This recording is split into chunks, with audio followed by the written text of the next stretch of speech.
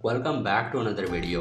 नाज़रीन, ये साल था अगस्त 2005 जब 5 दोस्तों ने डिसाइड किया कि वो एक अननोन केव को एक्सप्लोर करेंगे। नाज़रीन, ये केव ऊटा प्रो के वाई माउंटेन में एक अननोन केव था और इस केव में इंटरेस्टिंग चीज़ ये थी कि ये केव अंडर वाटर केव था, यानी कि इस केव में पानी भी था और इस केव का nickname cave of death है। नाज़रीन, ये पांचों लोग इस बात से अनजान थे कि इस केव में एक घातक चीज़ उनका इंतज़ार कर रही है। इस केव में गए तो ये 5 लोग थे, लेकिन वापस सिर्फ एक आया। This is the dangerous breakdown of the Kollam Cave tragedy. 17 अगस्त 2005 को एक डांस ग्रुप के 5 मेंबर्स डिनर करते हुए ये डिसाइड करते हैं कि वो एक अंडर वाटर केव को एक्सप्लोर करेंगे। नाज़रीन, जिस केव को एक्सप्लोर करने का इन्होंने सोचा था, ये केव यूटा के प्रोवो में BUYS कैंपस के बगल में ही एक माउंटेन, जो कि वाई माउंटेन के नाम से जाना जाता था, इसमें ही वाक़ई थी। नाज़रीन, इस केव का कोई नाम नहीं है, लेकिन वहाँ के स्टूडेंट इस केव को कोलम केव या केव ऑफ डेथ कहते हैं और इस केव को कुछ ईयर पहले ही 2 लोगों ने डिस्कवर किया था। नाज़रीन, ये केव दिखने में बज़ाहिर बहुत छोटा लगता था, लेकिन ये छोटा होने के साथ साथ उतना ही ज़्यादा ख़तरनाक था और इस केव में भी नट्टी पुट्टी केव की तरह ही पतले पतले रास्ते थे। इस केव में सबसे ज़्यादा घबरा देने वाली बात तो ये थी कि इस केव में बहुत सारा पानी था। इसी के साथ इसी केव में 18 बाय 20 इंच का एक 18 फीट का रास्ता था, जो कि मुकम्मल तौर पर पानी से भरा हुआ था। यानी कि इस 18 फीट के रास्ते में आपको स्विमिंग करके क्रॉस करना है, तभी आप नेक्स्ट जगह पर जाकर सांस ले सकते हैं। इस केव में जाने के लिए पहले वाई माउंटेन में हैकिंग करना पड़ता था।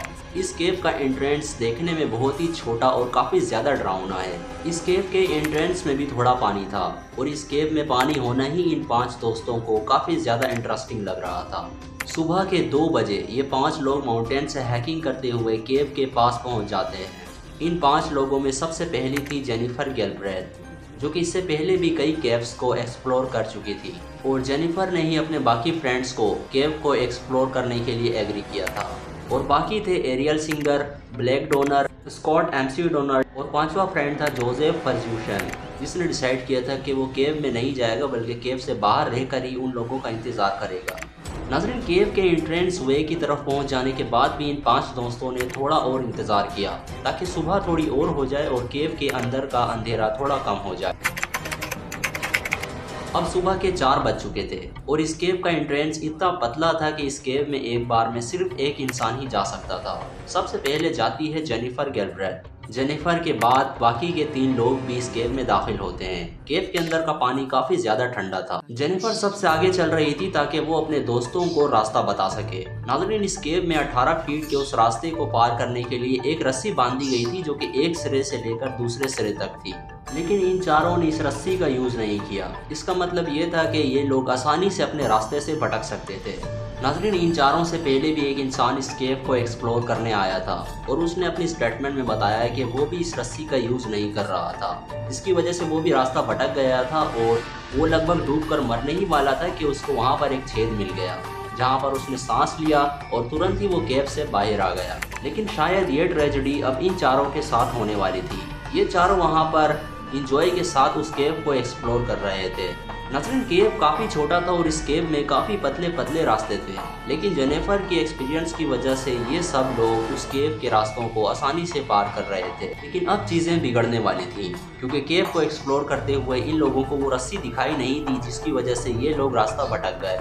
इन चारों का दम घुटने ही वाला था कि इनको वहाँ पर एक 3 फीट का होल मिल गया, जहाँ पर खड़े होकर इन चारों ने सांस लिया। केव के बाहर खड़ा हुआ जोस इन चारों का इंतजार कर रहा था। उसे पता नहीं था कि ये लोग कब बाहर निकलेंगे, क्योंकि इन्होंने कोई फिक्स टाइम नहीं किया था कि वो इतने टाइम तक केव को एक्सप्लोर कर बाहर आ जाएंगे। दैट्स वाई वो इंतज़ार कर रहा था और परेशान भी हो रहा था कि क्यों अभी तक वो बाहर नहीं आए।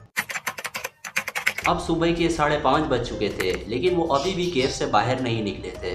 दैट्स वाई जोस थोड़ा केव के अंदर जाता है और केव के अंदर टार्च मारते हुए उन लोगों को आवाज़ देता है। आवाज़ें देने के बाद भी जोस को केव के अंदर से कोई रिस्पॉन्स नहीं मिलता, जिसकी वजह से जोस और ज़्यादा घबरा जाता है। नाज़रीन, जोस उन लोगों को फ़ोन कॉल भी नहीं कर सकता था, क्योंकि अंडर वाटर केव के होने की वजह से उन लोगों ने अपना मोबाइल जोस के पास ही छोड़ दिया था। नाज़रीन, इस वक्त तक जोस को यकीन हो चुका था कि उसके तमाम दोस्त कोई ना कोई मुसीबत में फंस चुके हैं, जिसके बाद जोस ने अपने तमाम दोस्तों की फैमिलीज़ को इन्फॉर्म की। सुबह के 6 बज चुके थे, लेकिन अभी तक वो लोग केव से बाहर नहीं आए। जोश की घबराहट मजीद बढ़ रही थी तो उसने पुलिस को भी फ़ोन कर दिया। और दूसरी तरफ केव से बाहर निकलने के लिए जोश के फ्रेंड्स भी बार बार कोशिशें कर रहे थे, लेकिन हर बार वो रास्ता भटक जाते थे। लेकिन उनकी मौत का कारण ये बना कि उस केव में सांस लेने की जगह पर सिर्फ 21% ऑक्सीजन था। इस केव में 79% नाइट्रोजन के साथ साथ इस केव का पानी एक ही जगह पर रुका हुआ था। ये केव चूना पत्थर और मिट्टी से बना हुआ था और इसी केव में कुछ झाड़ियाँ भी थी, जिसकी वजह से इस केव में ज़्यादा कार्बन डाइऑक्साइड बन रहा था। एक आर्टिकल से पता चला कि इस केव में रोशनी रखने के लिए इन चारों दोस्तों ने उस केव में एक मोमबत्ती भी जलाई हुई थी, जिसकी वजह से ऑक्सीजन में और ज़्यादा तेज़ी के साथ कमी हो रही थी। मोमबत्ती का धुआं और केव में मौजूद कार्बन डाइऑक्साइड गैस ऑक्सीजन की मिकदार को और ज़्यादा तेज़ी के साथ कम कर रहे थे। वो चारों एक छोटे से हॉल में रुके हुए थे, जहां सांस लेने में उन चारों को प्रॉब्लम हो रही थी। इन चारों की बेहतरी इसी में थी कि वो चारों जल्द से जल्द इस केव से बाहर निकले, क्योंकि अगर वो चारों और ज़्यादा देर इस केव में रुके रहें तो दम घुटने की वजह से इन चारों की डेथ हो सकती थी। लेकिन इन लोगों के लिए सबसे मुश्किल चीज़ तो ये थी कि वो लोग उस जगह पर थे जहाँ से इनको इस केव को पार करने के लिए उस 18 बाय 20 इंच के रास्ते से गुजरना पड़ेगा। रास्ता पतला होने की वजह से इन चारों को एक एक करके बाहर निकलना था। सबसे पहले जेनिफर जाती है और इस वक्त तक केव में 10 से 12% ही ऑक्सीजन मौजूद था। दैट्स वाई ये चारों सिर्फ और सिर्फ 60 सेकंड तक ही अपनी सांस को रोक सकते थे। जेनिफर के केव को पार करते समय जेनिफर को वो रस्सी नहीं मिलती, जिसकी वजह से वो इस केव से आसानी के साथ बाहर निकल सके।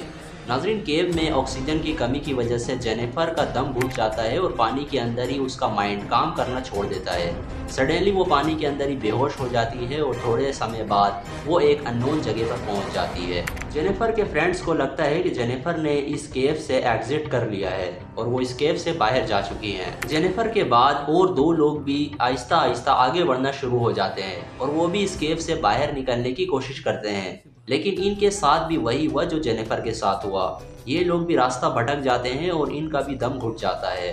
अब इस केव में लास्ट केवर बचा था। नाजरीन, इस लास्ट केवर को शक हो चुका था कि उसके इन 3 दोस्तों के साथ कुछ न कुछ गलत हुआ है, क्योंकि इसे पता था कि अगर इसके वो 3 दोस्त बाहर निकल जाते तो वो तीनों इसको आवाज़ ज़रूर देते। नाजरीन, इस लास्ट केवर को एग्जैक्ट नहीं पता था कि इसके उन दोस्तों के साथ क्या हुआ है और उस केव में ऑक्सीजन की मिकदार भी काफ़ी कम हो चुकी थी। और इस लास्ट केवर की भलाई इसी में थी कि बिना कुछ सोचे समझे ये भी एग्जिट के रास्ते की तरफ बढ़ना शुरू हो जाए। नाज़रीन, ये केवर भी ऐसा ही करता है और एग्जिट के रास्ते की तरफ जाने की कोशिश में ये केवर भी रास्ता भटक जाता है और इसके साथ भी वही होता है जो इससे पहले इसके इन 3 दोस्तों के साथ हो चुका था। इस वक्त तक केव के बाहर रेस्क्यू टीम आ चुकी थी और रेस्क्यू टीम को अंदाज़ा था कि ये केव कितना ज़्यादा खतरनाक है। दैट्स वाई वो पानी का पाइप लगा देते हैं ताकि केव से सबसे पहले पानी को खाली किया जा सके। रेस्क्यू टीम को केविंग के हवाले से काफ़ी ज़्यादा एक्सपीरियंस था। दैट्स वाई पानी के खाली करने के साथ साथ वो इस केव में ऑक्सीजन गैस की मदद से ऑक्सीजन भी डालते हैं, ताकि अगर ये चारों दोस्त कहीं ना कहीं जिंदा हो तो इनको ऑक्सीजन मिले, जिसकी वजह से ये थोड़े और समय तक जिंदा रह सकें। अब केव से काफ़ी ज़्यादा पानी निकल चुका था। रेस्क्यू टीम पानी के निकल जाने के बाद जब केव में जाती है तो वहाँ का मंजर देखकर हक्का बक्का रह जाती है, क्योंकि इस टाइम तक उन चारों की मौत हो चुकी थी और उन चारों की डेड बॉडी रेस्क्यू टीम के सामने ही बिखरी पड़ी थी। जब ये बात उन चारों की फैमिलीज को बताई जाती है तो उन चारों की फैमिलीज को यकीन ही नहीं होता। जेनिफर के फादर ने बताया कि जेनिफर एक डांसर बनना चाहती थी, लेकिन सबसे बड़ा खुलासा तो जेनिफर की मां ने किया। जेनिफर की मां ने बताया कि ब्लैक डोनर जेनिफर का बॉयफ्रेंड था और ब्लैक डोनर के पिता नहीं थे और वो अपनी मां का एकलौता बेटा था। डोनर की मदर जेनिफर की मम्मी के साथ एक स्टेज कॉलेज में काम करती थी, लेकिन ब्लैक डोनर के मर जाने के बाद उसकी मां अब अकेली पड़ गई थी। जेनिफर की मां ने बताया कि उसे अपनी बेटी के मर जाने से बुरा तो ब्लैक डोनर के मर जाने का लग रहा है, क्योंकि उनके पास तो 2 बेटी और 1 बेटा था, लेकिन ब्लैक डोनर अपनी मां का एकलौता बेटा था। इन चारों के कैब में मर जाने की खबर पूरे मुल्क में फैल गई, जिसके बाद गवर्नमेंट ने कोलम कैब को बंद कर दिया ताकि और टूरिस्ट इस किस्म के हादसे का शिकार ना हो। अगर आपको वीडियो अच्छी लगी हो तो चैनल को सब्सक्राइब करके एक प्यारा सा कमेंट ज़रूर करें। I meet you in the next video and it's good bye.